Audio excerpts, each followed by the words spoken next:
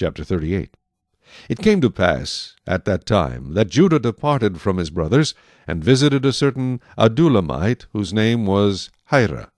And Judah saw there a daughter of a certain Canaanite, whose name was Shua, and he married her, and went into her. So she conceived and bore a son, and he called his name She conceived again, and bore a son, and she called his name Onan.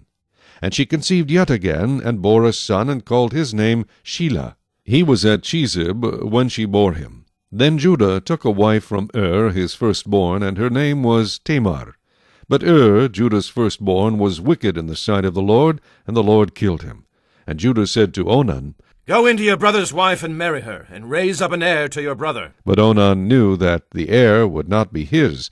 And it came to pass, when he went in to his brother's wife, that he emitted on the ground, lest he should give an heir to his brother. And the thing which he did displeased the Lord, therefore he killed him also. Then Judah said to Tamar his daughter-in-law, Remain a widow in your father's house till my son Shelah is grown. For he said, Lest he also die like his brothers. And Tamar went and dwelt in her father's house. Now in the process of time, the daughter of Shua, Judah's wife, died. And Judah was comforted, and went up to his sheep-shearers at Timnah, he and his friend Hira the Adullamite. And it was told Tamar, saying, Look, your father is going up to Timnah to shear his sheep. So she took off her widow's garments, covered herself with a veil, and wrapped herself, and sat in an open place which was on the way to Timnah, for she saw that Shelah was grown, and she was not given to him as a wife. When Judah saw her, he thought she was a harlot, because she had covered her face. Then he turned to her by the way, and said, Please let me come in to you. For he did not know that she was his daughter-in-law. So she said, What will you give me that you may come in to me?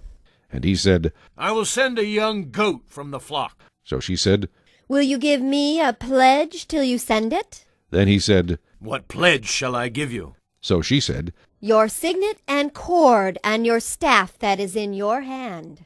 Then he gave them to her, and went into her, and she conceived by him.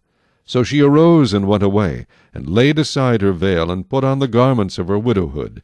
And Judah sent the young goat by the hand of his friend the Adullamite, to receive his pledge from the woman's hand. But he did not find her.